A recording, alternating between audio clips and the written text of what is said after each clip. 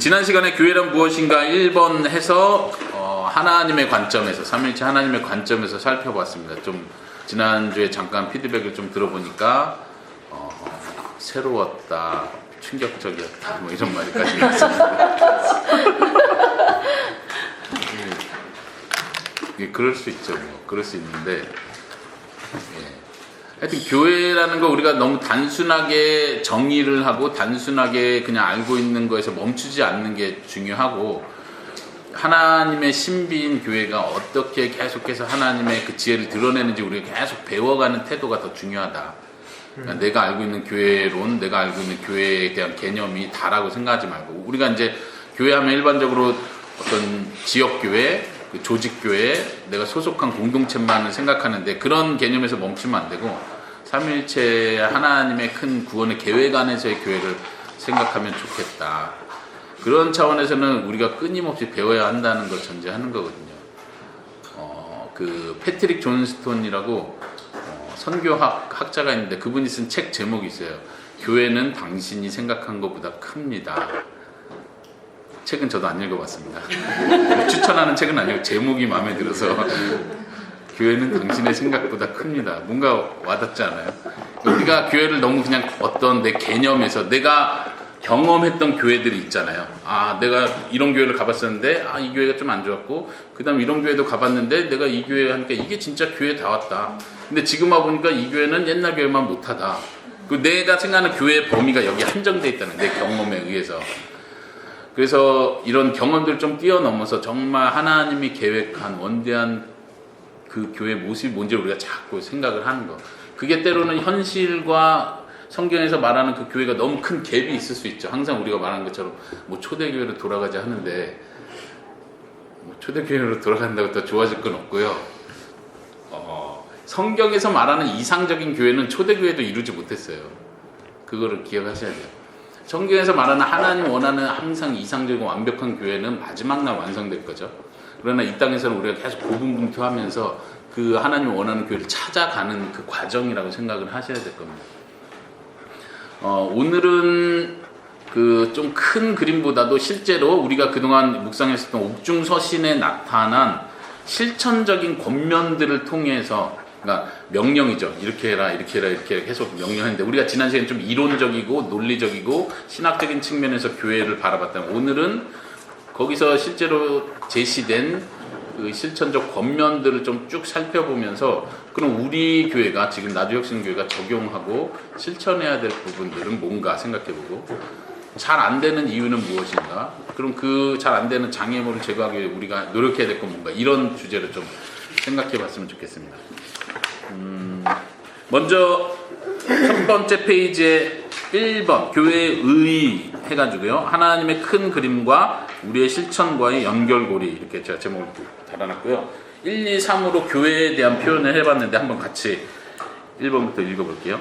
1번 시작. 교회는 성도 하나님의 창조 목적과 예정을 통해 그리스도 안에서 구원받고 성령님의 내주하심으로 새 삶을 살아가는 하나님의 가족된 하나님의 나라다. 네, 제가 나름대로 그 교회의 정의라고 할까, 정의라고 할 수는 없고요, 교회의 모습을 좀 표현해 본 건데요.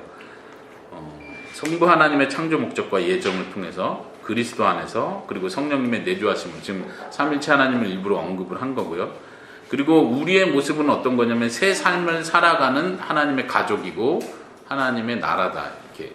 그래서 하나님의 큰 구원의 그림이 위에서 삼위 하나님에 대한 표현으로 연결이 된 거고, 그리고 우리의 실천은 새 삶을 살아가야 된다는 거죠. 왜냐하면 하나님의 가족이기 때문에, 그리고 하나님의 나라이기 때문에. 우리가 보통 교회는 하나님의 나라다 이런 표현을 많이 듣는데 가족이라는 개념이 먼저 항상 나와야겠죠. 하나님의 가족된 하나님의 나라다. 제가 이 표현을 일부러 만들어 봤는데 가족과 나라는 어떻게 연결되죠? 가족의 확장이 사회고 사회의 확장이 나라다, 이렇게 말할 수 있는데, 아브라함을 생각해 보면 아브라함의 자손들이 결국 이스라엘 나라가 된 거잖아요. 이스라엘이라는 이름 자체가 야곱을 가리키는 거고, 야곱의 가족이 결국은 이스라엘 나라인 거죠. 하나님의 나라도 그런 개념이에요. 우리가 가족이기 때문에 하나님의 나라고 백성이 되는 거죠. 그 가족과 나라 개념이 같이 간다는 걸 생각하면 좋을 것 같고요. 두 번째 한번 같이 읽어보겠습니다. 시작. 교회는 세상의 역사적 타락 이후 그리스도의 대속 사역으로 말미암아 정결하게 된 신부이며 마다들의 형성을 본받도록 역사하시는 성령님의 인도하심을 따르는 거룩한 무리다. 두 가지로 교회를 또 표현해봤는데 첫 번째는 신부다 이런 표현이고요. 신부라는 개념에서 생각하는 거는 연상되는 이미지는 뭐냐면 죄의 문제예요. 정결의 문제. 그래서 타락이란 이야기를 먼저 꺼내요. 교회는 타락을 거쳐서 타락이라는 역사적 문제를 뛰어넘어서 정결케 된 신부다 이렇게 표현을 하는 거예요. 그게 예수 그리스도의 대속 사역으로 가능했다는 걸 말하는 거고요. 그래서 우리가 그리스도의 신부다라는 표현을 자연스럽게 하는 거고 두 번째 줄에서 표현하는 건 거룩한 무리, 그 정결이라는 개념과 거룩이라는 개념을 같이 하려고 한 건데 이 거룩한 무리는 마다들의 형상, 여기서도 똑같이 그리스도예요. 그리스도는 우리의 교회의 신부이시면서 동시에 우리 교회의 머리시고 교회가 하나님의 가족된 아들들이라면 예수님은 맏형이 되는 거죠. 성경의 표현 그대로 맏형, 로마서 8장 그 표현입니다. 맏아들의 형상을 본받도록 역사하시는 성령님의 인도하심을 따른다. 교회는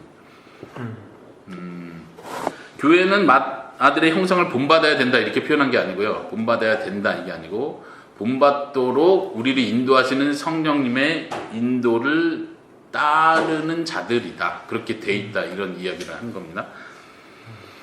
그런 의미에서 죄의 문제, 그 다음에 정결케 되는 문제, 그 다음에 아들의 형상을 본받는 거, 그리고 성령님의 인도함을 따르는 것 자체가 거룩함으로 나아가는 거죠.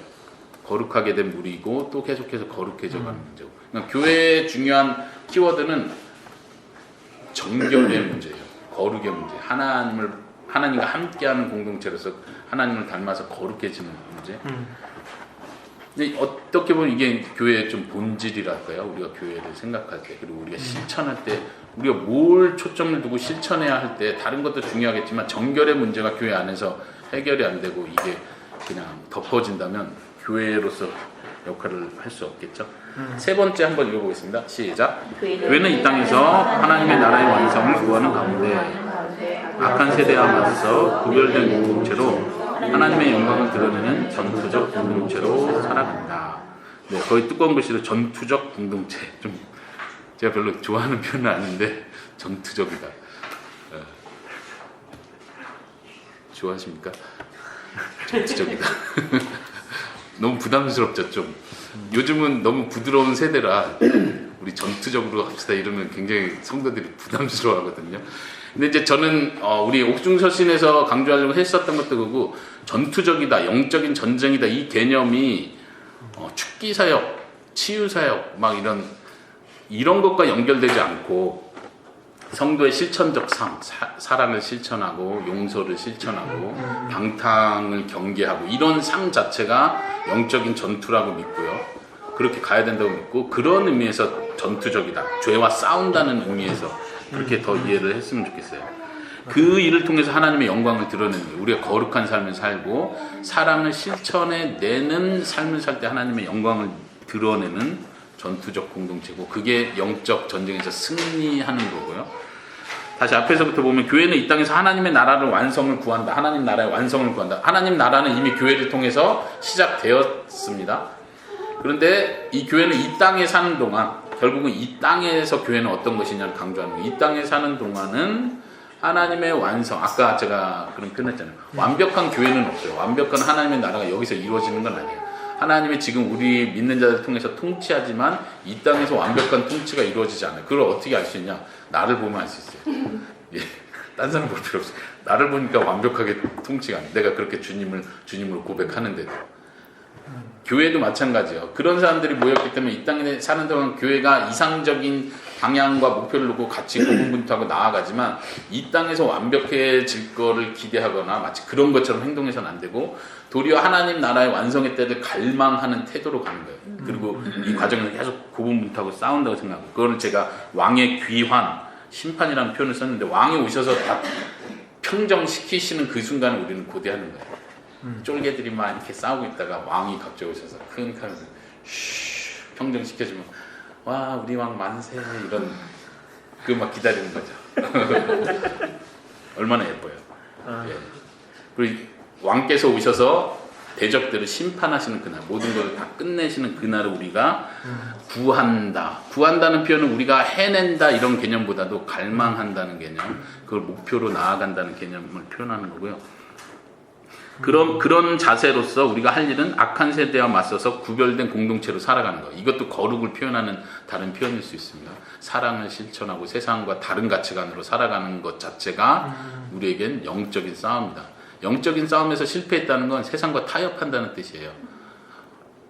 특별히 이제 이런 개념들은 히브리서나 요한계시록에서 많이 나오는 개념들인데, 믿음을 지킨다는 건 다른 게 아니라 세상과 타협하지 않는 게 믿음을 지키는 거예요. 세상의 가치관에 휩쓸려 가지 않는 거. 옥중서신에서도 옛사람을 벗어버려라, 방탕하지 마라, 옛날 하던 행동을 하지 마라, 어둠의 일을 버려라, 이런 표현들이 다 지금 영적 전쟁을 얘기하는 거예요. 그러니까 우리가 그것과 싸워야 된다는 얘기를 하는 거죠. 세상과 다르게 살아가는 것, 이것 자체가 영적 전쟁인 거죠. 그래서 전투적 공동체라고 표현을 했습니다.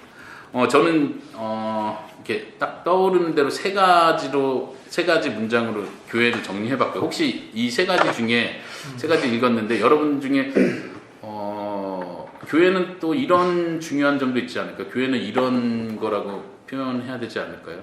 이렇게 빠져 있는 부분이 혹시 있다면 어느 분이 한번 말씀해봐 주실까요? 예를 들면 교회는 사랑의 공동체가 중요한데 사랑이란 표현은 없네요, 이렇게 말할 수 있죠. 예, 그러면 저는 그 거룩 안에 사랑이 들어가 있습니다, 이렇게 너무 원천 봉쇄돼요. 다른 질문. 치료하는? 치료한다. 어떤 영적, 육적, 뭐 질병, 예를 들면 질병과 어떤 영적인 질병, 영적인 병으로도 표현되죠. 치료하는 공동체. 고치는. 치료하는 공동체. 예. 어떻게 생각하세요? 그거를 교회가 지금 이 땅에서 해야 된다, 이런 의미로요. 그러니까 지금 뭐지? 예. 합동축 교회들 많이 그렇게 하잖아요. 치료하는 교회, 그다음 무슨 회복이라는 단어. 그런 개념들을 굉장히 많이 쓰잖아요. 이제 보통 교회 사명 얘기할 때 예수님께서 가르치시고 치료하시고. 전파하시고 치료하시고, 그래서 이 세 가지를 교회 사역이다 이렇게 많이 모토로 해서 이제 치료 개념이 크게 자리 잡는 건데, 그걸 좀 더 확장하면 사회 개혁까지도 사회 구조를 그렇지. 구조적인 구원 이런 것까지도 연결해서 생각하시면 돼요. 제가 그런 부분은 잘 표현이 안 됐네요, 그렇죠? 네. 그런 부분이 우리가 공부한 옥중서신 안에 그런 개념들이 좀 있을까요? 그런 구절이나 연관되는 치료나 회복을 표현한 게 옥중서신 중에는 있었을까요? 안 떠오르셔도 괜찮고요. 네, 그냥 편하게 말씀하세요. 또 다른 교회는, 내가 생각하는 교회는 이런 건데 여기는 표현이 안 된대 하는 것들. 위로받는.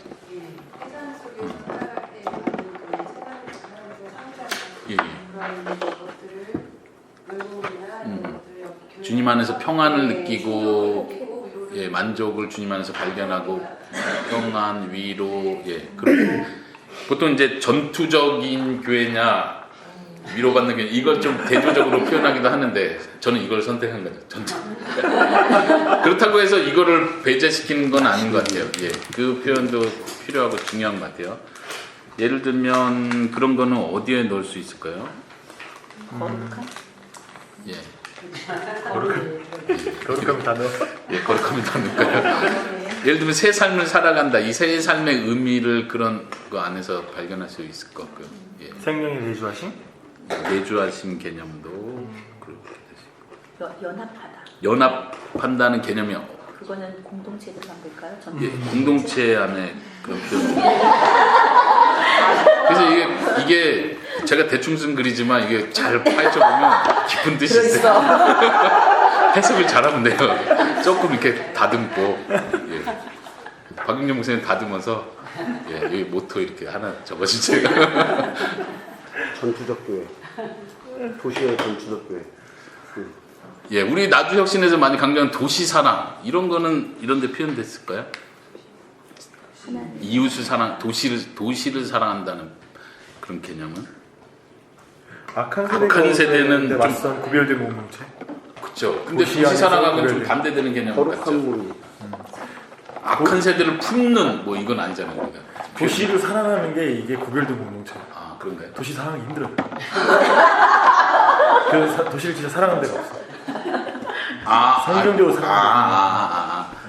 도시를 사랑하는 교회들이 없기 때문에 우리가 도시를 사랑함으로써 다른 교회와 다르다는 거. 아니 그 다른 교회가 구별이 아니라 세상 사람들. 세상 사람들의 입장에서 도시를 사랑하는 개념이 있어서 우리가 하는 방법도 다르고 그것이 다르니까. 특별한 사랑으로 사랑한다는 의미에서 구별됐다. 그죠? 예수님처럼. 어쩌면 하나님 나라의 완성을 구한다는 개념이 그렇죠. 도시 사랑 안에 포함될 수 있을 것 같아요. 맞아요. 예, 우리가 어떤 방법으로 세상 나라에 접근을 하느냐인데. 마지막에 있는 교회 하나님 나라의 완성을 위한 게 사실 지난주 요즘 설교 교회 설교 그러니까 산 위에 있는 도시 우리가 그걸 지금 계속 2주 연속 배웠잖아요. 그 개념 그러니까 하나님 나라를 이 땅 가운데서 보여주는 하나님의 도시를 보여주는 교회의 모습 그 부분이 이 개념하고 좀 그거는 성경 구절을 어디를 근거로?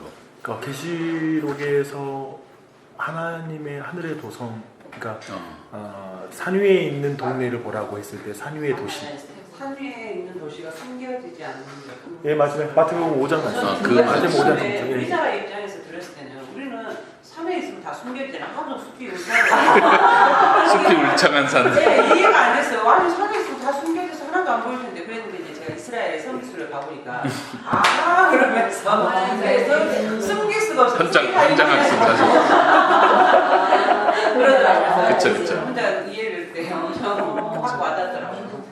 그렇죠. 이제 밤이 되면은 산 위에 있는 동네에서만 불빛이 나니까 완전 멀리서 등대처럼 다 보이겠죠. 무슨 밤에는 산수유를 하는 이스라엘로 그때는 40대 이후로만 가는 걸로 이 다음 프로젝트로 우리 교회 애를 떼고 가는 걸로 지금부터 적금 부으시면 돼요. 350이면 다녀오실 수 있어요. 깔끔하게 성경 보시면. 네, 그 다음 한번 넘어갈게요. 그 다음에 제가 별표로 교회의 선교는 어떤 의미인가. 지금 위에 1, 2, 3에서 선교 개념이 좀 잘 적극적으로 표현 안 된 것 같아서 왜냐면 우리는 교회하면 선교를 어떤 궁극적이고 최종적인 목표를 많이 이렇게 언급하죠. 더 성숙한 교회로서 선교에 초점 맞춘다 하는데 선교는 어떤 의미인지 한번 같이 읽어볼게요. 시작.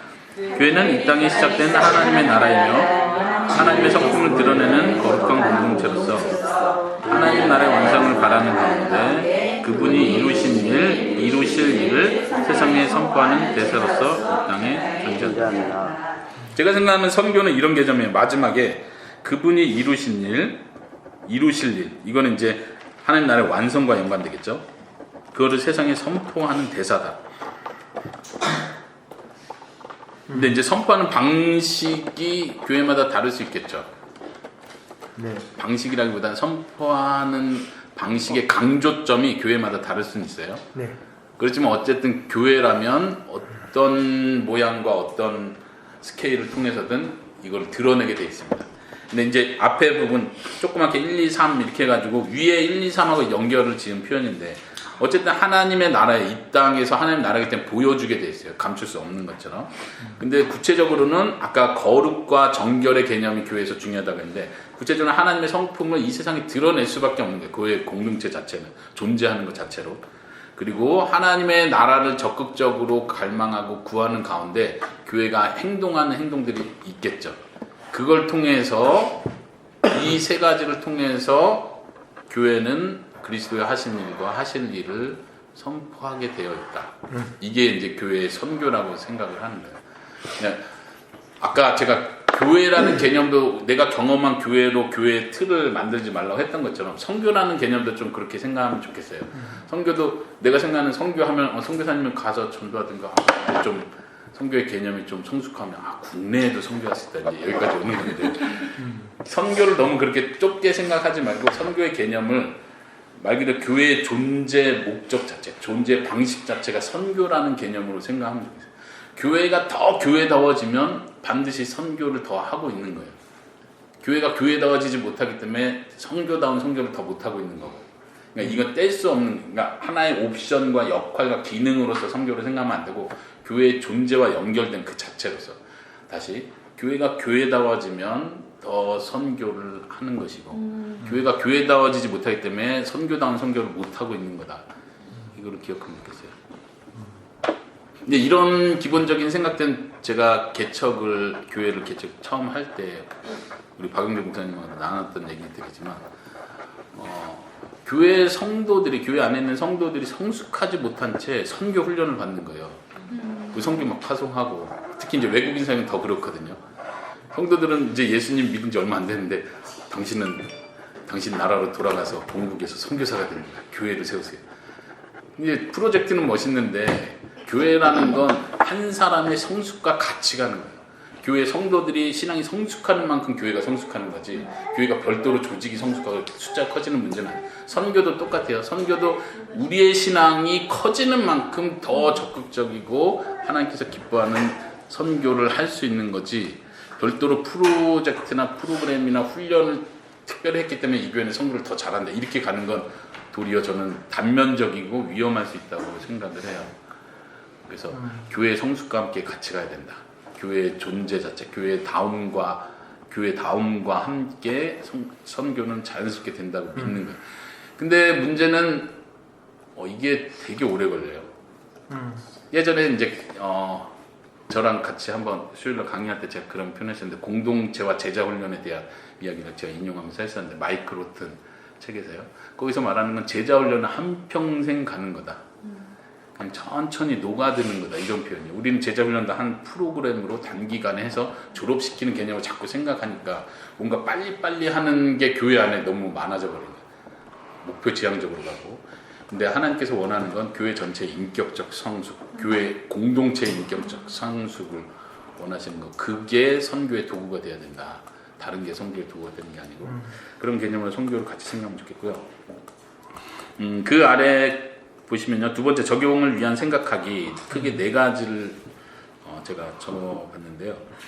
일단 그거를 좀 더 설명하기 위해서는 일단 뒤에 부록 페이지를 같이 볼 텐데요. 일단 큰 질문 4개를 같이 읽어보고 생각해 보도록 합시다. 첫 번째 질문 같이 읽을게요. 시작. 하나님의 영광을 위한 그 그리 하나님의 성품을 드러내는 거룩한 사랑의 공동체 속에서 우리의 위치는 무엇인가? 교회인 우리가 마땅히 해야 할 일은 무엇인가? 질문 어렵나요? 아니요. 네, 그럼 한 사람씩 대답해 보도록 하는 걸로 하고, 두 번째를 일단 먼저 읽어볼게요. 시작. 옥중서신에서 발견되는 많은 실천적 교훈들은 교회의 목적, 사명과 어떻게 연결될 수 있는가? 교회의 존재 목적, 교회가 나아가야 될 방향과 옥중서신에서 구체적으로 많이 제시된 그 교훈들이 어떻게, 이런 실천들을 하면 교회 목적이 어떻게 달성되는가, 이걸 연결해서 생각해 보자는 거고요. 오늘도 그냥 막 이렇게 너무 이론적으로 어렵게 가면 안 되는데 제가 걱정이 되네요. 너무 이론적으로 갈까봐 좀 실천적으로 가도록 노력해보겠습니다. 세 번째 질문 먼저 읽어보겠습니다. 시작. 교회다움을 위한 실천을 하는 데 있어서 장애가 되는 것은 무엇인가? 무엇이 그 장애들의 근본적인 원인인가? 그 해결을 위한 실천적 교훈은 무엇인가? 실제 실천을, 이게 교훈 목록들이 쭉 나왔으니까, 그래, 그럼 그 실천하면 교회가 교회다워지겠네. 근데 실천이 실제로 안 되는 게 현실이고, 그럼 우리가 그 다음 할 일은 왜 안 되는지를 찾아내야 되고, 왜 안 되는지를 해결하기 위한 방법은 또 뭔지를 생각해야 되는 거예요. 근데 그것도 결국은 성경에서 찾아야 되는 거죠. 그렇죠? 성경을 실천하기 위해서 해결책을 다른 데서 가져올 수는 없잖아요. 성경에서 예를 들면 서로 사랑하고 용납하라. 그래, 이 사랑하고 용납은 진정한 교회다움, 교회의 존재 목적이 이 땅에서 이루어질 거야. 근데 사랑하고 용납하려고 우리 교회의 현장을 봤더니 안 돼. 그게 나도 안 되고 저 사람도 안 되는 것 같고, 우리가 계속 끊임없이 용서가 안 되고 있어. 그러면 어떻게 해야 되지? 뭐가 문제인지를 파악해야 되겠죠. 우리 관계에 실제로 이런 구체적인 문제들이 있어서 이게 자꾸 용서하고 받아들이는 게 잘 안 되는 것 같다. 그러면 이거 어떻게 해결하지? 어디서 심리학자를 찾아가야 되나? 이렇게 가버리면 삼천포로 가는 거예요. 다시 성경으로 돌아서 성경 그럼 이거 어떻게 해결하라고 가르쳐주는가 다시 돌아오는 거예요. 우리가 그동안 에베소, 빌립보서, 골로새서 하면서 했었던 그 성경 해석하는 방식이죠. 결국은 성경에서 원리를 찾아내고 성경에서 힘을 얻어야 되는 거예요. 그것들을 좀 생각해 봤으면 좋겠고, 마지막 네 번째 같이 읽어보겠습니다. 시작. 나주 혁신장로교회의 현재 상황에서 더 중점을 두고 노력해야 될 영역은 무엇인가? 그 노력은 어떤 방식으로 이루어져야 합니까? 노력해야 될 영역은 무엇인가네요. 예, 이제 여러분들이 현장에가 아니라 지금 있는 교회 생활을 생각하면서 우리 교회, 그러니까 공동체적인 개념으로서요. 우리 교회 공동체로서 옥중서신에서 나온 많은 신천적 겉면들을 비교했을 때 우리 교회가 지금 이런 부분이 강조가 되지 않고 있다, 혹은 이런 부분이 우리가 좀 더 보충이 필요하다고 생각하는 영역들을 한번 생각하고 말해봤으면 좋겠고, 그게 또 어떻게 그걸 실천을 해낼 수 있을지 그 방식도 한번 고민해봤으면 좋겠습니다. 이 질문을 마지막에 같이 나눈다 생각하시고 뒤로 한번 넘겨보겠습니다.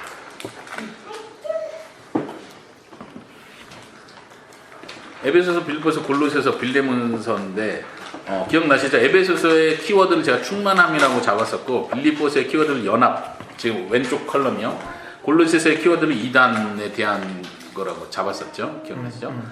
근데 제가 다시 이 새 편지를 다시 통으로 이렇게 해서 빌립보서의, 골로새서에 나타난 충만함 개념을 좀 찾아봤고요. 또 연합이라는 개념이 빌립보서에만 있는 게 아니라 에베소서나 골로새서에서도 있고, 이단 경계가 골로새서의 키워드이긴 하지만 이단 경계에 대해서 경고를 주는, 미리 해결책을 말해주는 부분들이 에베소서나 빌립보서에도 공통적으로 다 있다. 그래서 이렇게 제가 나름대로 이렇게 퍼즐처럼 짜집기를 한 건데, 말이 될 수도 있고 말이 안 될 수도 있고, 꼭 충만함에 속해야 되는 컬럼이 아닐 수도 있어요. 그냥. 근데 제가 이거를 시간을 내서 쭉 한번 정리를 해보면서 제가 느낀 거는 뭐냐면, 충만함과 연합과 이단 경계, 이 세 주제는 완전히 같이 굴러간다. 마치 톱니바퀴처럼 서로가 서로 맞춰서 가는 거예요. 예를 들면 교회 안에 연합이 이루어져야만 교회 충만함이 나타날 수 있어요. 그렇죠? 근데 연합을 해야 되는 이유는 이단들을 경계하기 위해서예요. 이단들을 경계하지 못하고 진리에서 벗어나면 교회의 충만함이 이루어질 수가 없어요. 이 세 가지가 계속 같이 맞물려서 돌아간다는 거 저는 개인적으로 느꼈고, 그런 면에서 다시 지금 여기 표에 나타난 글씨들은요, 이 옥중서신에서 나온 아까 말한 실천전 명령들 중심으로 제가 다 가져온 거예요. 서신서가 기본 볼 때 한 50%는 이론적이고 서술적인 직설법적인 표현이고, 나머지 50% 못되게는 명령, 권면들이에요. 그러니까 지난 시간에 우리가 교회란 무엇인가 일부 할 때는 이 서술적인 면들, 이론적인 면들을 다뤘다면, 오늘은 명령들 중심으로 다루는 거예요. 근데 명령들만 보다 보면 되게 힘들어요. 왜냐면 다 지키라고 하는 내용이고, 이렇게 많은, 그러니까 명령의 리스트, 법의 리스트를 만드는 게 우리에게 실제로 도움이 될까? 결국 다시 율법으로 돌아가는 것 같고, 우리가 그만큼 더 실천 못한다는 걸 발견하는 것 같고, 근데 이 명령들을 살펴보는 게 왜 도움이 될까를 생각하는 거예요. 왜 도움이 되냐면, 우리가 머리로 아는 걸로 끝나지 않고 내가 뭘 실천해야 되는지, 구체적으로 내가 뭘 해야 되는지를 생각할 수 있게 됩니다. 알게 돼요. 내가 뭘 실천해야 되는지. 그리고 우리가 그 실천하기 위해서 노력을 하는 거예요. 근데 성경 본문에 나타난 그 명령들의 문맥, 앞뒤 문맥을 잘 보다 보면 왜 이 명령을 주는지가 아주 명확하게 드러나요. 아까 제가 말한 것처럼 세 가지 주제가 톱니바퀴처럼 맞물려 간다고 했는데, 단지 이 명령은 명령으로 끝나지 않고 그게 나에게 되게 도움이 된다는 걸 알게 되는 거예요. 그 명령을 묵상할수록. 그리고 그 명령 어떻게 실천해 가야 될지도 그 명령들 안에서 우리가 계속 발견할 수 있습니다. 제가 옥중서신 서론에서 서신서 해석법 때 했었던 표현들이에요. 그래서 이 실천들을 우리가 좀 지금 꼼꼼히 살펴보면서 어떻게 내가 이걸 실천할 수 있는지, 그 원리들이 뭔지 좀 생각해 보면 좋겠어요. 하나씩 그 성경 구절 중에 빨간색으로 표현된 성경 구절 있잖아요. 한 4군데를 5군데를 제가 그렇게 표시해놨는데 그 구절만 직접 찾아보고 나머지는 눈으로 보면서 보도록 하겠습니다. 충만함과 연관해서 에베소서에서는요. 사랑 안에서 참된 것을 하여 그에게까지 자라가라. 예수 그리스도께까지 성숙해 가는 거. 빌립보서에서는 이거는 명령은 아니에요. 사랑이 점점 더 풍성하게 되기를 소원한다. 그러니까 그리스도께 자라는 것 중에 중요한 건 사랑 안에서 자라는 거예요. 그리스도에 대한 지식이 자랄 때 그리스도의 성숙한 성숙도까지 그 풍성함까지 올라가는 거죠. 골로새서에서는요. 말씀이 풍성히 너희 속에 거하기를 원한다. 그래서 피차 가르치면서 권면해라. 이게 교회의 풍성함으로 이르는 우리가 실천해야 될 내용들이라는 거예요. 두 번째 줄에 충만함과 연관해서 지난 시간에 제가 질서를 강조했었는데 교회의 회복의 모습은 질서의 회복이라고 강조했었는데 그래서 이제 가족법에 대한 걸 다 일로 가져왔습니다. 피차 복종하라라고 먼저 얘기하고 가족법, 부부간에 부모와 자식간에 주인과 종간의 관계를 저는 교회의 충만함을 이루는 질서의 회복 개념으로 여기다 넣었습니다. 빌립보서에서는 가족법은 안 나오지만 모든 성도, 감독들, 집사들에 대한 언급이 있다고 했었죠. 교회 안에 질서가 있고 그들이 제 역할을 해야 된다는 걸 강조하는 표현들이라고 생각하고요. 골로새서에서도 에베소서와 똑같이 가족법들, 부부, 자녀와 자녀 아버지, 그 다음에 주인과 종에 대한 얘기가 똑같이 언급되죠. 세 번째 충만함은 에베소서에서는 명령은 아니지만 거기서 중요하게 그리스도께서 하늘에 올라가셔서 선물을 가지고 오셨다 하면서 성도를 온전하게 하기 위해서 전도자, 목사, 교사를 주셨다고 표현했었죠. 그러니까 충만함이라는 건 다른 게 아니라 교회 성도들이 온전한 사람들이 되어갈 때 교회가 충만해지는 거예요.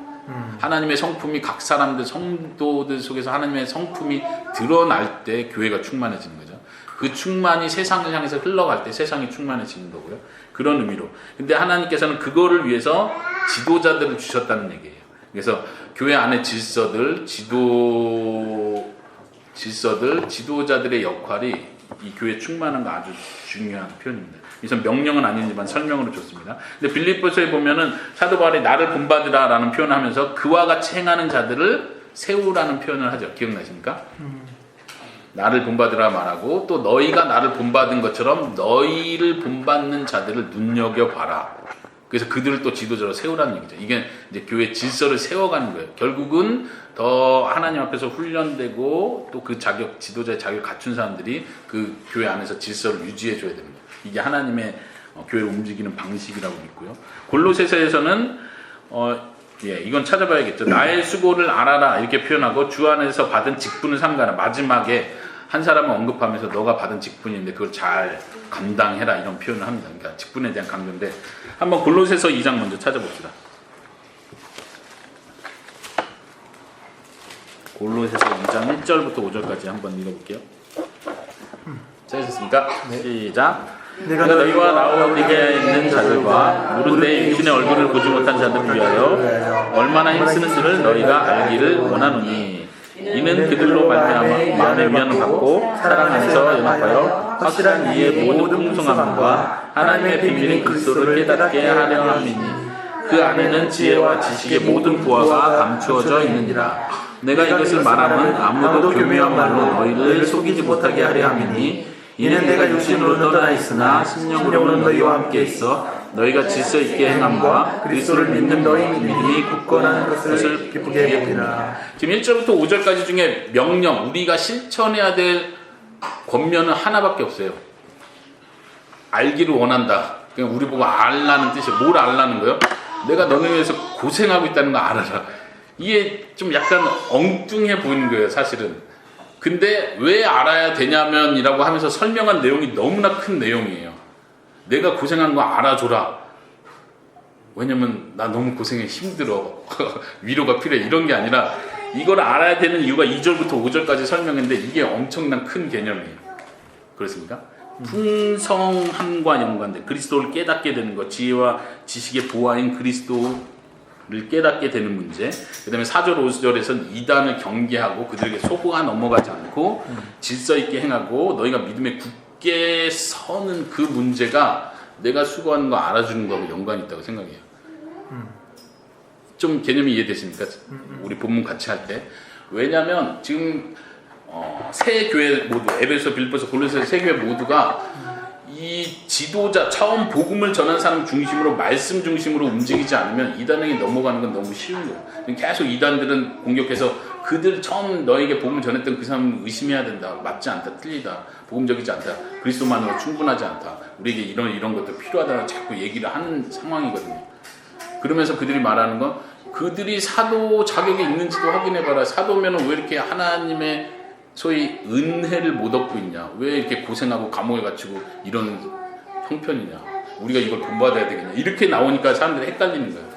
그러니까 사도 바울은 내가 너희를 위해서 수고하는 이 수고를 제대로 이해하는 게 굉장히 중요하다는 얘기하는 거예요. 이게 하나님의 경륜에 의해서 아까 위에서 말한 것처럼 교회 사도들을 보내셨고 그 지도자들이 교회를 위해서 힘쓰는 일을 통해서 하나님은 교회 성도를 성숙하고 온전한 사람을 만들어가고 그것이 교회의 하나님의 큰 풍성함을 이루는 방식인 거예요.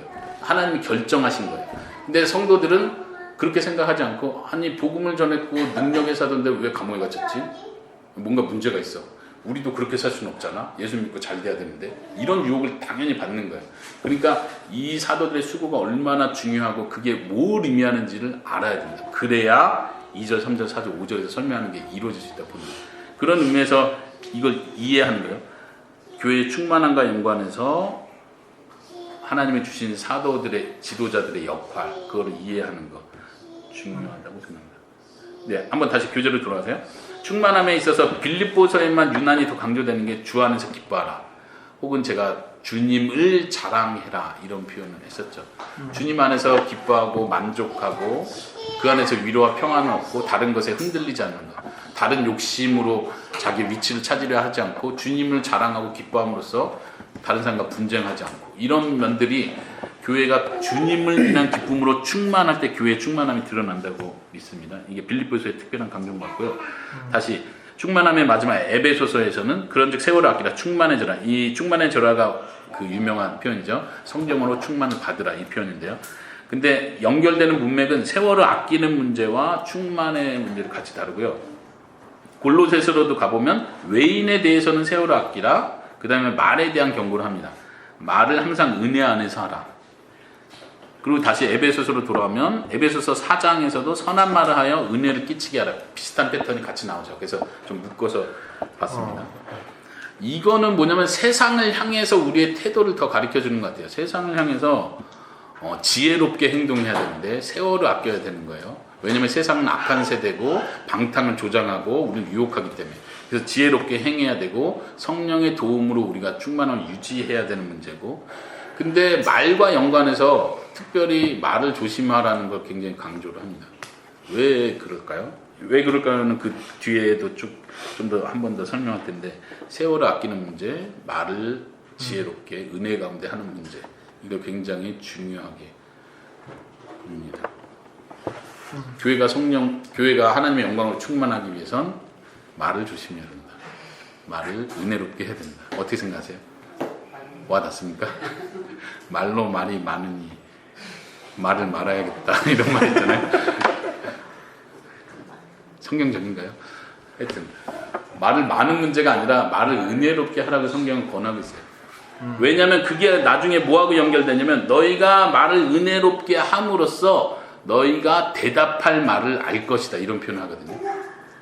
우리가 평소에 말을 잘해야 대답할 말을 안다. 이게 뭐냐면 누군가는 대화를 통해서 복음을 듣는 거예요. 근데 우리가 평소에 말은 막 거칠게 하고 막 세상적으로 표현하다가 갑자기 복음 전할 상황에 와서 내가 예수님에 대해서 말해줄게 이러면 다 망치는 거예요.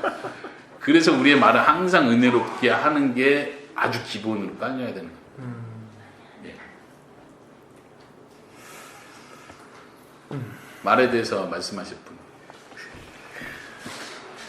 많은 사람들이 말 때문에 상처를 받아가지고 그러니까 교회 안에서요? 네. 그래서 저는 옆에서 봤을 때는 이 정도는 괜찮은 것 같은데 하는데 본인한테 그게 너무 크게 느껴져가지고 그쵸? 나중에는 교회를 그렇게 막 떠난다든지 우리가 그런 사례들을 많이 보죠. 네, 일어나는 게 많더라고요. 네. 말을 조심한다 이 말은 그냥 어떤 세상적인 테크닉이 아니라 성경에서 굉장히 강조하고 있는 거라는 거 우리가 좀 기억할 필요가 있을 것 같아요. 제가 볼 때는 이 교회의 충만함, 하나님의 큰 구원의 계획에 있어서 아주 중요한 실천적 권면은 말 조심하는 거. 이게 작은 문제가 아니라는 얘기죠. 그 뒤에 말에 대한 얘기 한 번 더 나올 때 얘기하겠습니다. 연합 주제로 한번 또 컬럼 쭉 볼게요. 연합 에베소서에서는요. 그러므로 생각하라. 이방인이었는데 하나님께서 하나로 부르셨다. 이방인과 유대인이 하나가 됐다. 이런 표현하면서 하나에 대한 개념을 길게 11절부터 22절까지 길게 표현하는데 거기에 핵심 실천적인 거는 서로 생각하는 건데 너네가 옛날에 이런 사람이었는데 지금 이렇게 됐다는 걸 생각해라. 그러니까 생각하라는 그 내용은 서술적이고 이론적인 내용이죠. 근데 우리가 실천해야 되니까 그걸 생각하고 기억하는 거야. 아, 내가 본래 처음부터 착한 사람이 아니었고 하나님의 은혜 때문에 지금 하나님의 교회 안에 들어와 있고 이걸 계속 생각하는 거, 기억하는 게 우리가 해야 될 실천입니다. 빌립보서로 가면 내게 배우고 본바를 행하라. 그러면 평강이 하나님이 함께한다. 그러니까 사도 바울을 본받는 문제인데 사도 바울이 빌립보서에서 뭘 강조하냐면 자기가 예전에는 이렇게 대단한 유대인이었고 내가 육체를 자랑하는 사람이었잖아. 지금은 그리스도만을 존귀케 여긴다. 내가 이제는 고난, 그리스도와 함께 부활을 경험하기 위해서 고난에 동참한다. 이런 얘기를 하면서 나를 본받아라. 이런 이야기를 하는 거예요. 그런 차원에서는 예전에 살던 삶을 버리고 그리스도 중심으로 사는 삶을 살아라. 이 얘기를 하고 있는 거거든요. 똑같이. 그래서 왼쪽하고 연결되는 건데 그러면서 나를 본받고 행하면 뭐라고 표현하냐. 그러면 평강의 하나님이 너희와 함께 하실 것이다. 이렇게 표현해요. 저는 이거를 중요하게 연결한 이유가 그런 사도 바울의 삶의 태도로 사는 사람들이 많을 때 서로 싸우지 않아요. 싸우지 않는 문제. 평강의 하나님이 함께 한다는 개념을 저는 그렇게 이해를 하는 거예요. 이 안에 평강이 이루어지는 거예요. 싸우지 않는 거. 근데 지금 교회 안에서 계속 서로 자랑하고 옛날 방식으로 옛날 세상적 가치관으로 이야기하고 자랑하기 때문에 계속 분열이 일어나고 싸움이 일어나는 거죠. 빌립보서 안에 있었던 문제가 그거였고요. 자, 또 넘어가 볼게요. 골로새서에서는요. 평강이 너희 마음을 주장하게 하라. 여기서도 평강을 강조하죠. 서로 화해하는 거. 교회 안에 서로 연합함을 위한 이 평화가 계속 유지되는 거 우리는 목숨을 걸고 지켜야 됩니다. 두 번째로 내려와서요. 연합에서 그럼 에베소서 그러므로 부르심에 합당하게 행하여 용납하고 하나됨을 지켜라. 1절부터 3절까지 내용은 핵심이고요. 빌립보서로 넘어가면 비슷하게 표현하죠. 복음에 합당하게 생활해라. 한마음으로 협력함을 듣게 해라. 이렇게 표현합니다. 골로새서에서도 용납이란 표현, 용서란 표현이 똑같이 나오고요. 그러니까 연합을 위한 기초는 용서, 용납을 실천하는. 용서와 용납은 좀 비슷하죠. 용서는 죄를 지은 거에 대해서 용서해 주는 거고 용납은 어떤 의미죠? 예, 이 사람을 받아들이는 거. 용서는 한데 용납을 못할 수도 있나요?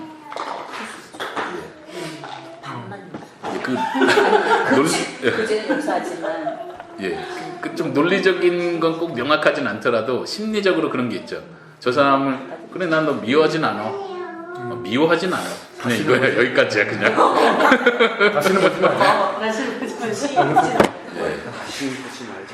근데 받아들인다는 건 훨씬 더 큰 개념이죠. 예, 이 사람을 내가 받아들이겠다는 표현이죠. 그러니까 용서를 지금까지 해서 단회적으로 생각할 거냐 계속 용서할 것이냐의 차이인 것 같아요. 용납은 계속 용서를 포함한 말이고 그냥 용서라고만 멈춘다면 그래 용서했어 근데 더 이상은 아니야 이런 개념으로 간다. 그 그렇게도 이해할 수 있고. 그렇게 되겠어요. 네. 그 다음 세 번째로 보면요. 사랑 가운데 행해라. 사랑에 대한 강조. 근데 네, 한 가지 더 말씀하세요. 하면 근데 말을 표현하는 걸 보면 용납과 용서 같이 가는 걸 볼 때 용납하지 않으면 용서가 아닌 것 같아요. 네, 그러니까, 그것도 뭐. 네, 그렇게. 그러니까 용서한다는 것은 그런 의미에서 용서하겠다는 게 아니라 예, 그런 의미에서 용서와 용납을 같이 가야 돼요. 구분지으려는 식으로 좀 위험하신 네. 거죠. 들어간다는 이제 성경 안에서 기본적으로 어떤 이 문학적 패턴은 비슷한 단어를 나열할 때는요. 이거는 뭐고 이거는 뭐고 이걸 구분짓기 위해서 비슷한 단어를 나열하는 게 아니고 강조하기 위해서 이런 개념을 강조하기 위해서 비슷한 단어들을 나열합니다. 그래서 우리가 넘어가겠습니다. 자, 세 번째는요. 사랑 가운데 행하라. 에베소서. 빌립보서에서는요. 한 마음 겸손한 마음을 가져라. 그러면서 그리스도를 본받아라. 이 얘기가 나오는 거예요. 그리스도의 마음을 품어라. 그리스도께서 낮아지셨다. 그냥 겸손한 마음으로 표현했고요. 골로새서 말고 빌레몬서를 언급한 건데요. 그를 영접하기를 내게 하듯 하라. 예. 누구죠? 오네시모. 오네시모. 오네시모를 언급하면서 그러니까 영접하는 문제, 받아들이는 문제, 내가 낮아지는 문제, 사랑하는 문제.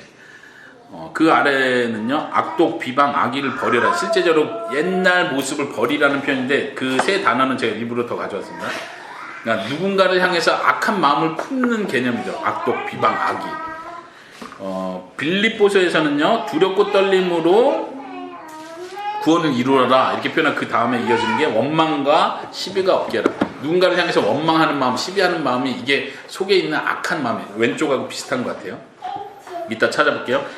그리고 빌레몬서를 다시 보면 제가 이걸 가져왔는데 사도 바울이 말하길 그가 내게 빚진 것이 있으면 그 도망간 종이 빚진 것이 있으면 내 앞으로 계산해라.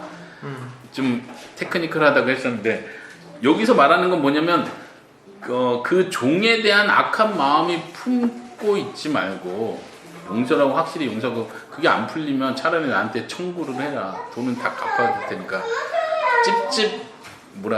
찜찜한 마음이 남지 않도록 해라. 이런 권면이라고 저는 생각해요. 그래서 같은 선으로 놨고요. 한번 빌립보서 2장 12절부터 같이 찾아서 읽어볼게요. 빌립보서 2장 12절부터 16절.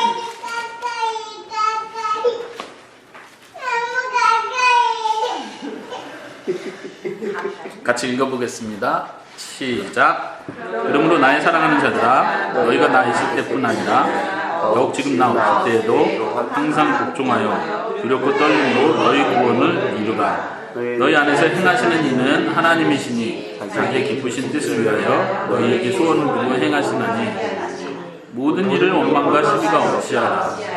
이는 너희가 흠이 없고 순전하여 어부러지고 거스르는 세대 가운데서 하나님의 흠 없는 자녀로 세상에서 그들 가운데 빛들로 나타내며 생명의 말씀을 밝혀 나의 다름질이 헛되지 아니하고 수고도 헛되지 아니하고 그리스도의 날에 내가 자랑할 것이 있게 하려 합니다. 지금 16절까지 읽은 이유가 뭐냐면 지금 명령하는 건 12절에서 두렵고 떨리면 구원을 이루라 이 명령하고 그 다음에 14절에서 원망과 시비가 없이 하라 이 명령 두 가지가 있는 거예요. 그리고 나머지는 설명을 하고 있죠. 그러니까 성경이 신천을 줄 때는 그냥 해, 하라면 해, 묻지 말고 해 이런 패턴은 없어요. 항상 설명을 해요. 그게 어떤 의미고 이게 왜 중요하고 어떻게 할 수 있는지를 성경 어쨌든 설명하려고 해요. 항상 친절하게 우리를 위해서. 근데 우리는 그걸 잘 못 봐서 그렇죠. 여기서 보면 제가 느끼는 건 뭐냐면 원망과 시비가 없이 하는 게 15절 16절에서 설명한 게 너무 중요하다고 또 설명을 해요. 좀 싸우지 마. 싸우면 너 감정 상하고 나 감정 상하고 뭐가 좋아. 그냥 이렇게 설명한 게 아니고 15절 16절을 보세요. 원망과 시비 없이 해야 되는 이유가 뭐냐면 너희가 흠이 없고 순전하고 이 악한 세대 가운데서 흠없는 자로 빛의 자녀들로 나타나는 문제야. 이렇게 중요한 문제야. 원망하지 않는 그냥 불평 한마디 하고 안 하고의 문제가 아니라 거룩한 흠없는 자녀 빛의 자녀로 나타나는 문제. 이게 뭐예요? 하나님 말한 교회의 풍성함의 최종 목표가 이거예요. 거룩하고 흠없는 하나님의 자녀. 근데 그걸 실천하면 뭐 하래요? 막 영성 막 기도회를 하라고 막 영적인 뭐를 하라는 게 아니라 원망하지 마. 그게 하나님이 교회를 풍성함으로 만들려고 하는 그 목표야. 원망하지 마. 서로 막 질투하고 시기하고 이런 패턴으로 뭔가를 하지 마. 너무 어떻게 보면 감사하잖아요. 이 실천이 내가 이 원망 하나 안 함으로써 엄청난 일을 내가 하는 거구나. 하나님 나라의 큰 교회의 완성의 모습을 내가 동참하는 거야. 나 원망 안 해야지. 얼마나 좋아요. 막 힘이 생기잖아요, 여러분. 그러니까 보는 관점 보세요. 16절에도 계속 말하기를 사도 바울이 더 강조하면서 생명의 말씀을 밝혀 나의 다름질이 헛되지 않는 것. 사도 바울이 그렇게 수고했다고 강조하면서 내가 하나님 나라의 교회의 완성을 교회 풍성을 위해서 이렇게 노력했다. 내 수고로 알아줘라고 했는데 너네가 원망하지 하나 안 하는 게 나의 수고가 헛되지 않게 되는 거다. 이렇게까지 강조하죠. 그리스도의 날에 내가 자랑할 것이 있게 하려 함이 위해서다. 그러니까 그리스도의 심판 때 앞에 왕의 귀환, 왕의 심판 그날 사도 바울이 성도 한 명 대해서 하나님 이 성도 주의 말씀을 양육했는데 원망하지 않았어요. 너무 뿌듯해요. 이 그림을 상상해 보세요. 근데 우리는 그냥 할 거 다 해요. 원망할 거 하고 심의할 거 하고 그냥 저 사람이 날 건드리니까 나도 건든 것뿐이고 나도 보복해줬을 뿐이고. 근데 이건 교회의 모습이 아니라 하나님이 원하는 목표도 아니에요. 그러니까 우리가 실천이 작은 실천으로 끝나지 않고 하나님의 큰 원대한 계획과 연결되어 있다는 거 항상 생각하는 거, 그게 우리가 실천할 수 있는 에너지가 되는 거예요. 예. 자녀들을 대할 때 제가 그런 표현했잖아요. 내가 오늘 짜증내고 안 내고는 내 인격의 문제가 아니라 하나님의 영적인 세계에 하나님과 사탄의 영적 결투 안에서 내 행동의 의미는 너무 큰 거예요. 작은 행동이. 그런 관점으로 자꾸 우리가 봐야 돼요. 그래서 원망하지 말고, 원망할 일이 있어도 참고. 예. 예, 그 아래 보면은 그런 표현 있잖아요. 어디였죠? 빌립보서였나요? 예. 빌립보서에서 나중에 그 아래 있나요? 그 아래, 빌립보서 그 아래 보시겠어요? 교재 아래 보면 유오디아와 순두개는 같은 마음을 품으라 이렇게 했잖아요. 4장 2절에. 빌립보서 4장 2절에. 유오디아와 순두개는 제가 그때 설교하면서 이런 표현을 했었는데, 유오디아와 순두개가 싸운 이유가 있을 거 아니에요. 어쨌든. 그리고 이 사람들은 지금 평신도는 아니고 최소한 지도자일 거예요. 근데 지도자가 지금 크게 교회 안에서 다 공식적으로 알 정도로 싸우고 있다는 건 이유 없이 싸우진 않죠. 말도 안 되는 이유 가지고 한 사람이 주장하지 않겠죠. 근데 사도 바울의 답변은 한 마음 품어라. 그냥 왈과 왈부 따지지 않는 거예요. 내가 누구한테 들으니까 순두개가 좀 틀린 것 같고 여기서 이런 걸 고쳐야 돼. 너는 좀 이걸 양보해야 돼. 이렇게 중재에 나서지 않고 한 마음 품는 게 더 중요하다. 누가 옳고 그르고 따지는 것보다 더 중요한 건 한 마음을 품는 거다. 이게 교회의 모습이다. 누군가는 게 아니라 모두가 서로 낮아지고 겸손하고 다른 사람을 낮게 여기는 그게 교회의 모습이다. 이 패턴으로 사도 바울을 권면한다는 걸 생각하면 원망과 시비 없이 하라는 것도, 아니 원망 안 할 수가 없잖아요. 저 사람 제대로 해야 내가 원망을 안 하죠. 우린 이렇게 항상 변명을 하는 거거든요. 근데 성령이 주는 교훈은 그거보다 더 중요하고 큰 문제가 있다. 차라리 너가 피해를 당하더라도 원망하지 않는 게 하나님 볼 때는 훨씬 아름다운 거다. 애매히 고난을 받아도 그 감사하고 기뻐하면 하나님 그걸 기뻐하신다. 우리가 그 패턴을 좀 배우고 실천하면 좋을 것 같아요. 네, 그 연합 문제에서 골로새로 돌아가면요, 맨 마지막에 이 편지를 읽은 후 라오디게아인의 교회에서도 읽게 하라. 그리고 라오디게아인의 교회에서 읽은 편지도 너희도 받아서 읽어라 이렇게 표현하거든요. 연합과 이거를 좀 고민을 해봤는데 지금 지역교회 간의 연합을 얘기하는 거예요. 지금은 기본적으로 우리가 알아야 될 건 에베소 교회라고 해서 에베소에 있는 한 집에서 모이는 교회만 가리키는 건 아니죠. 에베소에 많은 소위 구역 모임, 지역 모임들이 있었을 거고, 에베소 지역에 살고 있는 모든 성도들을 가리킬 때 에베소 교회라고 우리가 보통 말을 하는 거예요. 라오디게아인의 교회도 어느 한 지점을 말하는 게 아니라 라오디게아 그 큰 지역, 큰 도시 안에 있는 성도들을 말하는 거죠. 여기도 에베소고 골로새에서도 큰 도시죠. 이 도시가 서로 교제를 나누라는, 같은 내용으로 같은 말씀으로 계속 상황을 알라는 거죠. 지금 골로새에서는 골로새에 이단이 들어와서 너희가 이런 잘못을 하고 이런 실수를 하고 이렇게 살면 안 되고 이런 얘기를 했는데, 이 속사정을 라오디게아 교인들이 다 듣는다고 생각해보세요. 골로새 교회 얼마나 창피하겠어요. 그 리더자나 책임자들, 구역장들 얼마나 창피하겠어요. 우리가 지금 못하고 있는 사도반다 혼나고 있는 편지를 옆에 교회가 읽고 있는데 기분 나쁘잖아요. 그리고 우리도 저 교회에서 문제 있는 편지 받아서 읽어보니까 이 교회도 문제 있구만, 불편하지 않겠어요? 이런 거예요. 기본적으로 이 교회가 연합한다는 문제는 말 그대로 한 성도가 서로를 낮추고 서로의 연약함을 드러내고 그걸 위해서 같이 기도하는, 이게 안 되면 교제가 안 이루어지는 거죠. 교회, 지역교회 간에도 그 패턴이 필요한 거예요. 그건 너무 힘들죠. 어떻게 보면 너무 큰 거죠. 근데 초대교회부터 그건 계속 강조되어 왔던 거예요. 모든 교회가 하나님 말씀 같이 공유하는 거예요. 모든 교회가 우리에게 있는 문제, 우리 교회에 있는 문제, 이 교회도 있다는 거 믿는 거예요. 이 교회 문제, 이 교회만의 문제가 아니라 우리 교회 문제라는 걸 받아들이는 거예요. 서로 교만하지 않고, 서로 비교하지 않고, 자랑하지 않고. 이런 태도가 한 교회 안에 성도들에게 주는 교훈과 똑같은 거예요. 마음을 겸손하게 해라. 한 마음을 품어라. 이게 한 교회에만 주는 교훈이 아니라 지역교회, 그리고 지역교회 간의 관계에서도 그대로 적용돼야 될 문제라는 거죠. 이 부분은 사실 한국교회에서 가장 힘든 문제라는 생각을 해요. 이제 어쩌면 나주혁신 장로교가 가장 잘하고 있는 문제일 수도 있고 지역교회가 연합하려고 하는 움직임이 굉장히 쉽지 않은 거죠. 그런 일들을 시도하고 그런 일들 같이 생각한다는 것 자체가 너무 아름답고 좋은 거라 생각을 합니다. 네, 마지막 2단 경계까지 한번 가볼게요. 에베소서에서 그러므로 나의 환난에 대해서 낙심하지 말라. 빌립보서 내가 당한 일에 복음 전파에 진전이 된 줄 알아라. 골로새서 너희를 위한 나의 괴로움을 그리스도의 남은 고난을 내 육체에 채우는 걸 알아라. 그러니까 이게 권면이라는 걸 기억해야 돼요. 지금 이거를 알아야 된다. 너네가 좀 알아줘야 된다. 이거 그냥 사도 바울이 그냥 자기 얘기하는 이렇게 하고 넘어가면 안 돼요. 이건 명령이고 권면이에요. 근데 저는 이게 2단 경계하고 연관된다고 보는 거예요. 아까 제가 좀 설명했죠.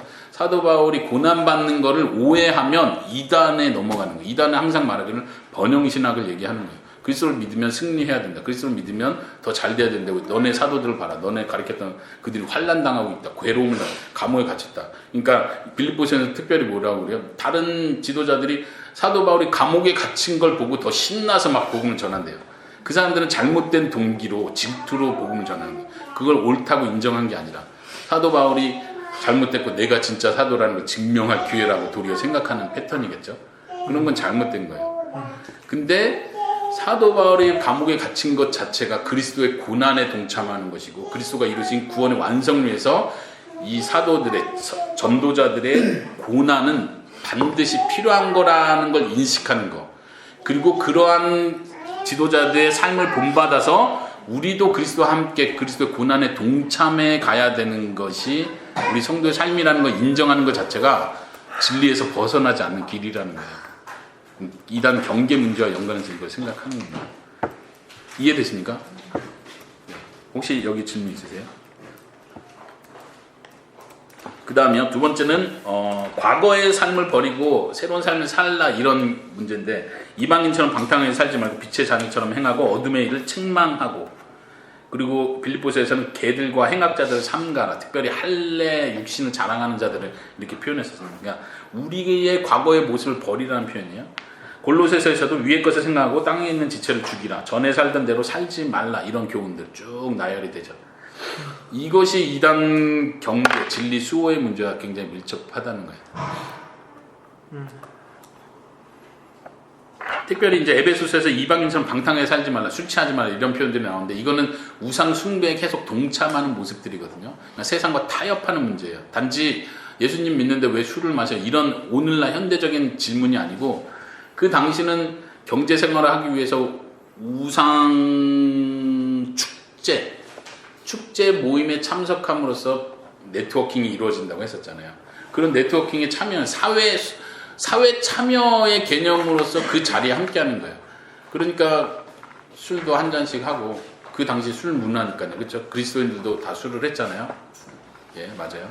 그리스도인들 다 술을 했고 그 믿지 않는 사람들과도 술을 하는 건 문제는 안 돼. 근데 그 자리가 우상 축제의 자리고 그들의 가치관이 우리가 전혀 다른 가치관인데 그들과 너무 어울리는 거예요. 그런 문제를 경계를 하는 거예요. 그런 면에서 그거를 타협하기 시작하면 세상적 가치관을 내가 받아들이는 문제가 되는 거예요. 그래서 2단 경계와 연관해서 생각한 겁니다. 그 다음 중요한 부분인데요. 아까 말에 대한 얘기를 했었는데 4장 15절 25절에서 보면요. 에베소서 참된 것을 말하고 거짓을 버리고 참된 것을 말하라. 또 헛된 말로 너희를 속이지 못하게 하라. 이 말에 대한 개념들이 나오고요. 이따 찾아볼게요. 오른쪽으로 가면 빌립보서에서도 무엇이든지 참되라, 경건해라, 옳아라, 정결해라. 이 참되다는 표현을 한번 눈여겨보세요. 진실되다, 진리다 이런 개념이에요. 참되다, 진리다, 거짓하지 않는다 이런 의미로. 골로새서에서도 똑같은 강조 나오는데 그러므로 교훈을 받은 대로 속임수에 속지 말아라, 정죄하지 못하게 해라, 천사 숭배를 정죄하지 못하게 해라, 서로 거짓말을 하지 마라. 거짓말을 하지 않는 문제, 참된 것을 행하고 말하는 문제, 이거를 굉장히 중요하게 생각하고 아까 위에서 말한 것처럼 이 교회의 충만함과 말 조심하는 문제는 굉장히 중요한 이슈다. 한번 찾아볼게요. 에베소서 먼저 4장 15절 25절.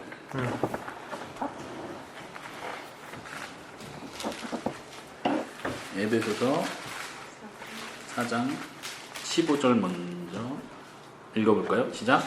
오직 사랑 안에서 참는 것을 하여 범사에 계획까지 자랄지라. 그는 머리니 곧 그리스도라. 참된 것을 하여라는 그 단어가요, 헬라어로는 두 가지로 번역이 돼요. 참된 것을 행동하다, 참된 말을 하다. 이 두 가지로 번역이 가능하고요. 상호 교환적으로 충분히 쓰일 수 있다고 생각합니다. 영어 성경은 대부분 speaking true. 예, 맞나요? 예, speaking true. 진리를 말하다 이렇게 보통 번역을 해요. 그리고 in love, 사랑 안에서 진리를 말해라. 이렇게 많이 번역이 되는데, 어쨌든 여기서 사랑과 진리를 말하는 건 굉장히 대조적인 균형을 잡아야 되는 굉장히 힘든 문제예요. 왜냐면 진리를 말할 때 난 팩트를 말했을 뿐이야. 그리고 진리를 말하잖아요. 근데 상대방이 이미 상처를 받았잖아요. 사랑이 없는 거예요. 근데 사랑을 실천한다고 하면서 진리를 말 안 하죠. 아니야, 너 예뻐. 진리를 말해야 되는데, 죄송합니다. 이건 좀 농담이에요.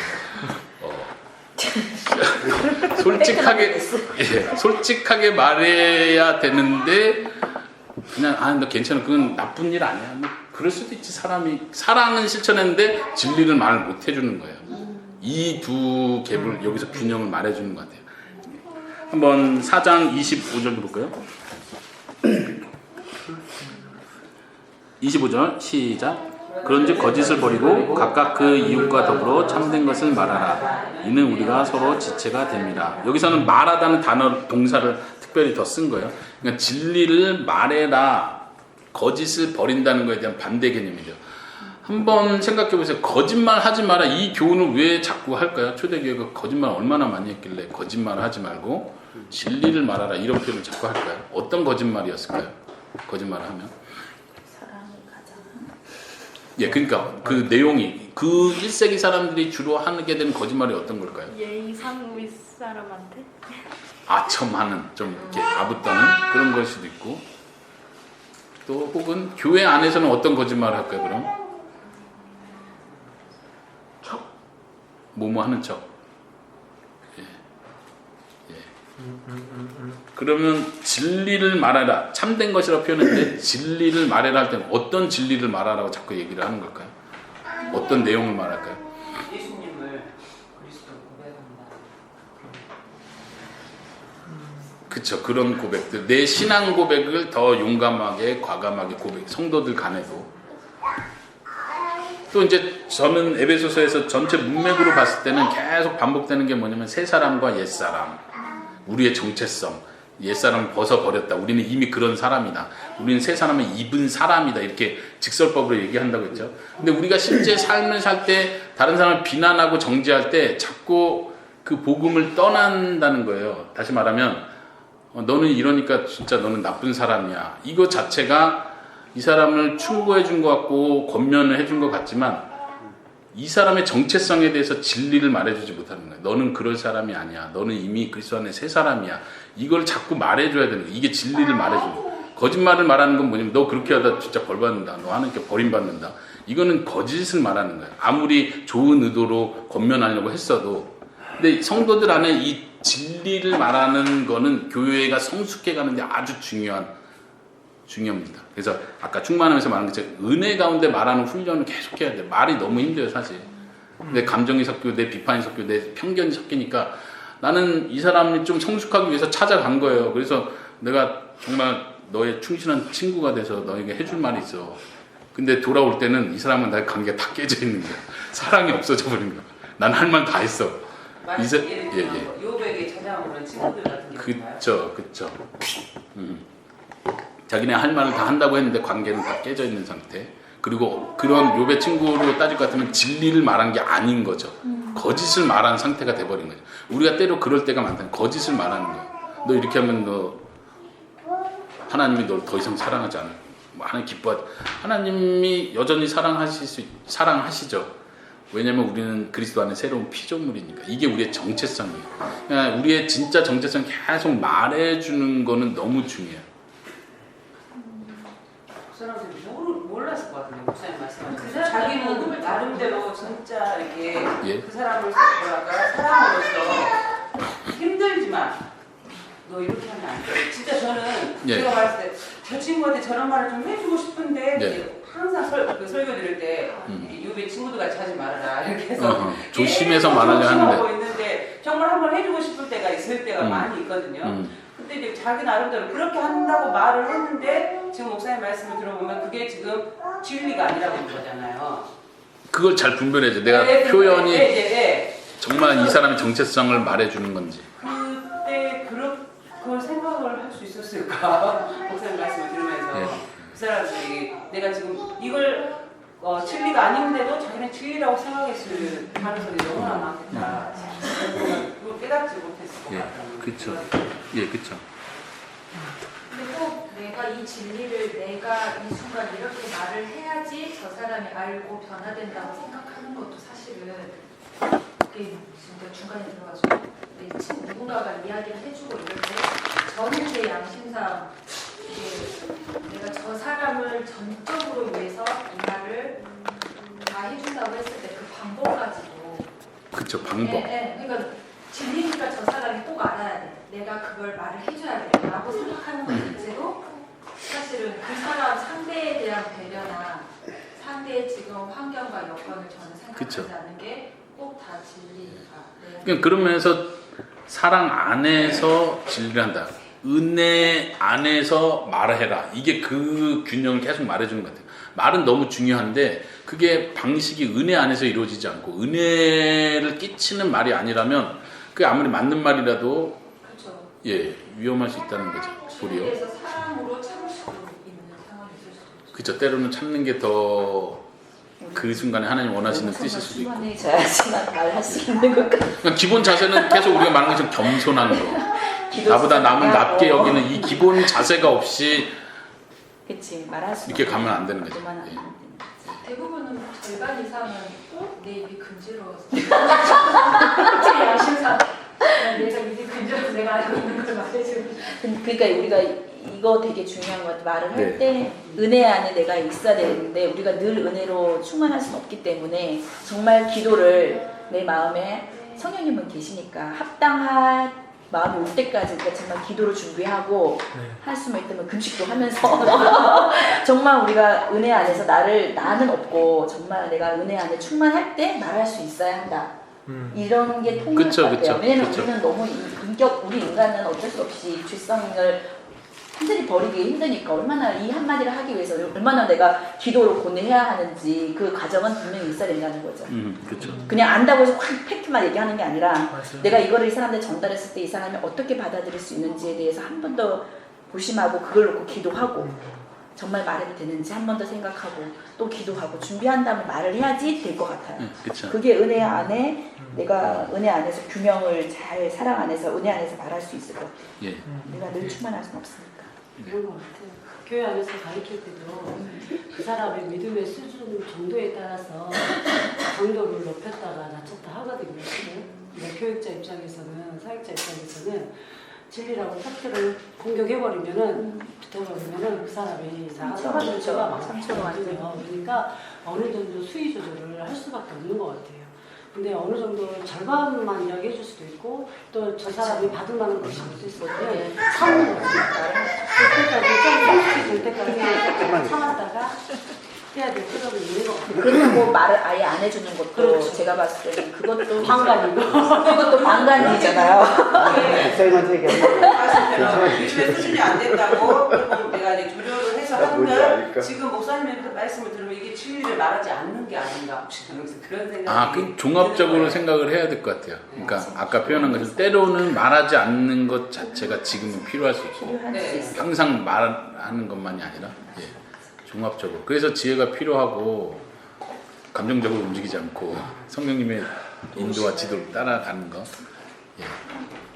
이제 예를 들면 이제 다른 부분에서는 서로 피차 가르치고 권면하라. 이것도 성도에게 준 명령이에요. 피차 가르치고 권면하는 거. 아싸 하고 왜 이렇게 쏟아낸 거를 말하지 않는 거야. 때로는 내가 인내의 본을 보이고 용서의 본을 보이고 이 사람 참아주고 믿어주는 본을 보이는 것도 가르치는 방식이거든요. 그렇죠? 예. 근데 대부분 그 자리에서 쏟아 부어버리는 것보다 좀 참아주면 그 사람이 때가 되면 깨닫고 오더라고요. 이런 일이 있었어요. 부끄러워요. 그러더라고요. 그러니까 인내구나 그런 생각을 많이 하게 되더라고요. 네, 한 번 더 그 연관된 구절 골로새서 2장 6절에서 10절 한번 읽어볼게요. 골로새서 2장 6절에서 10절까지인데 여기도 전체 문맥을 한번 같이 보려고 하는 겁니다.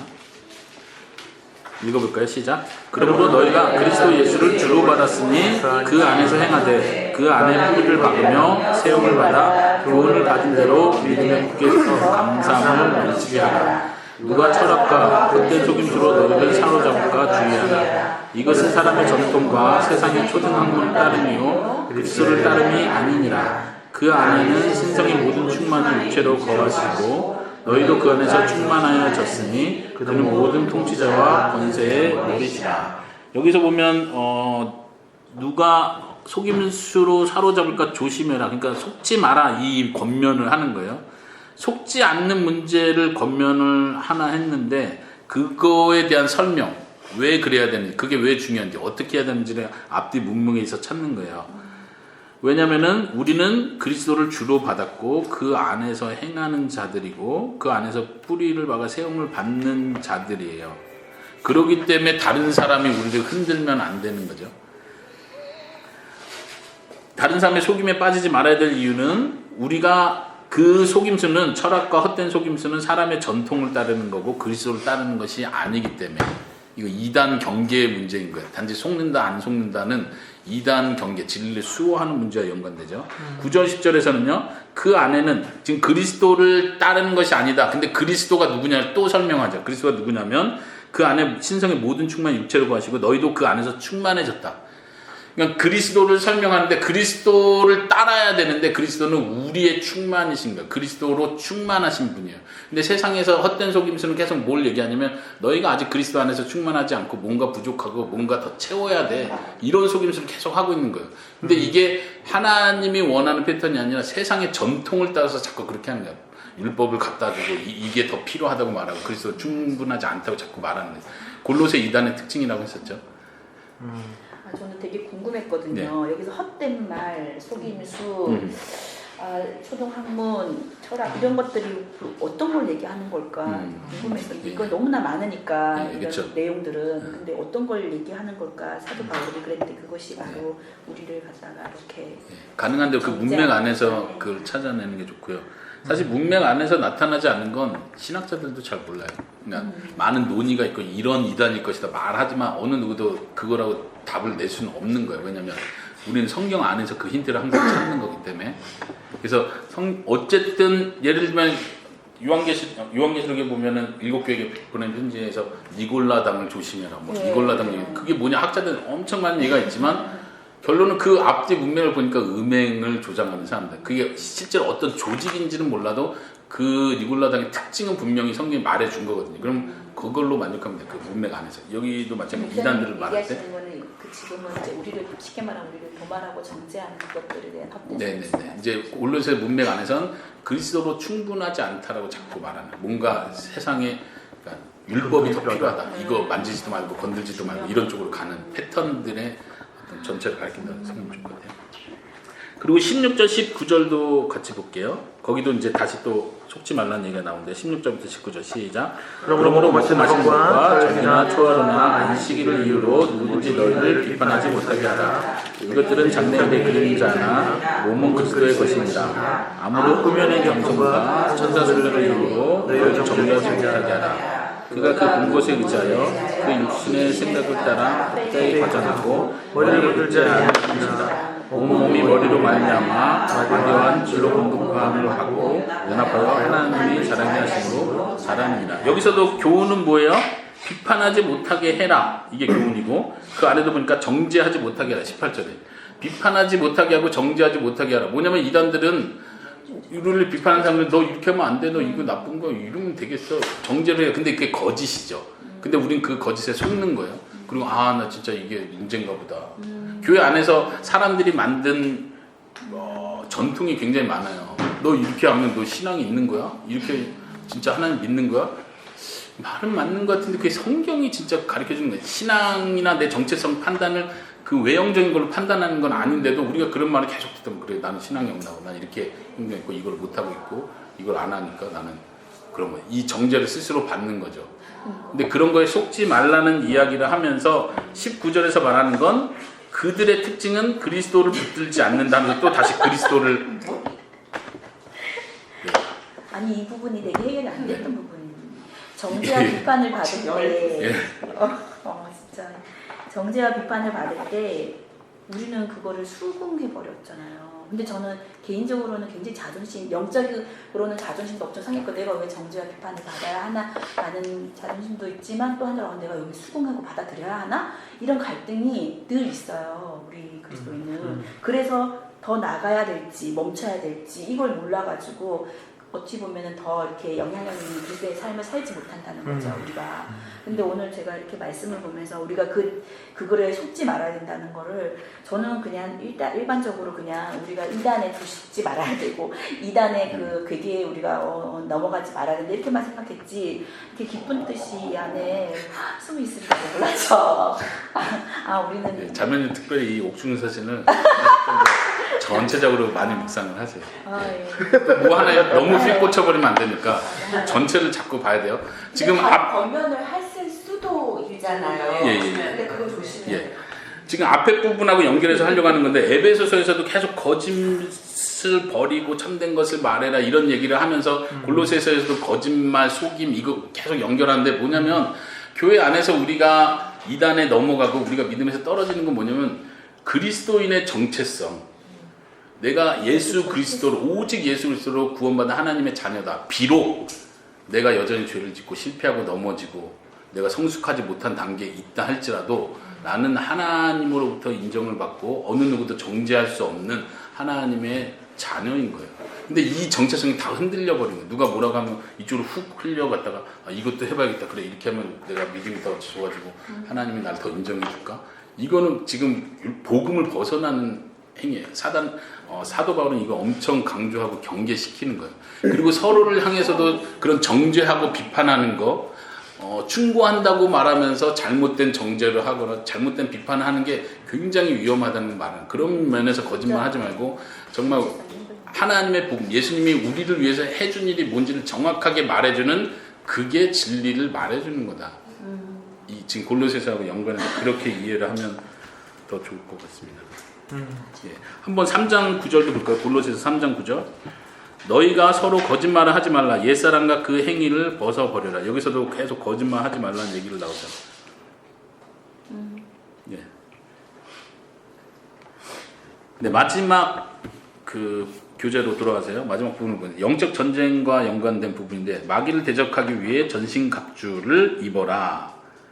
항상 기도하고 성도를 위하여 구하라. 이 영적 전쟁, 소위 전신갑주 개념은 빌립보서 골로새서 안 나오죠. 에베소에서 특별한 거예요. 그래서 문제는 특별하니까 이걸 특별하게 해석하려고 그래요. 딱 동떨어지게. 그게 문제라 저는 생각하고 빌립보서와 골로새서는 어떻게 얘기를 하냐면 염려하지 말고 기도하고 간구하라. 마음과 생각을 지키실 것이다. 하나님이.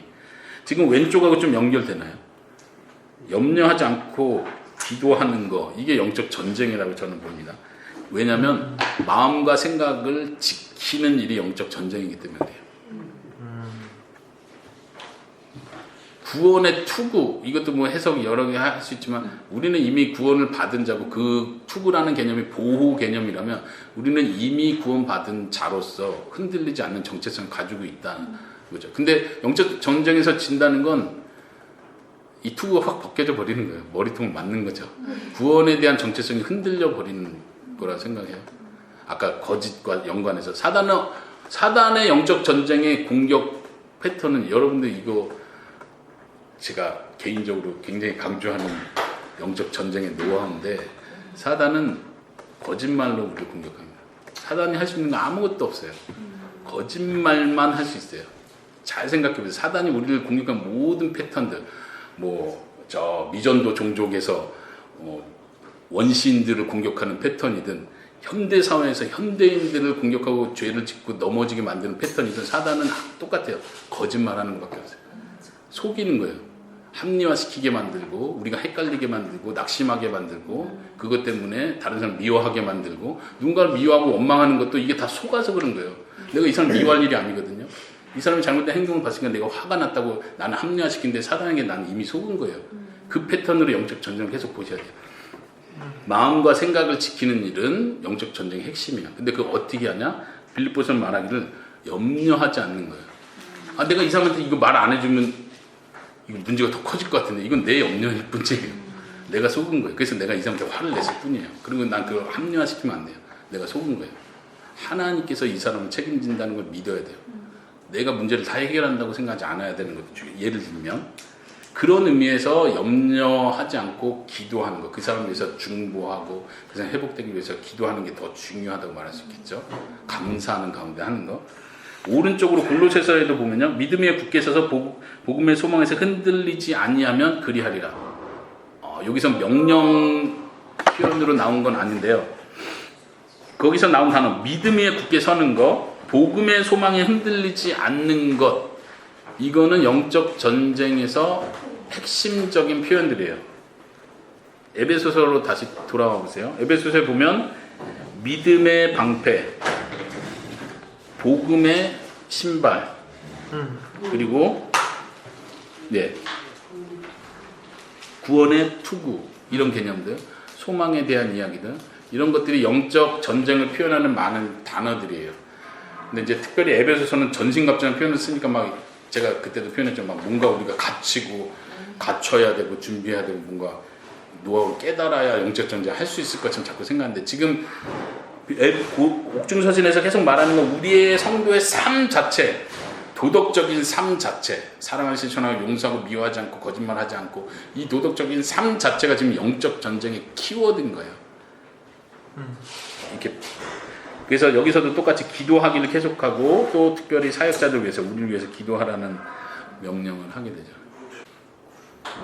네, 자 일단 뒷장 설명을 끝냈고요. 한번 다시 앞장으로 돌아와서 그 질문들을 다시 똑같이 생각해 봅시다.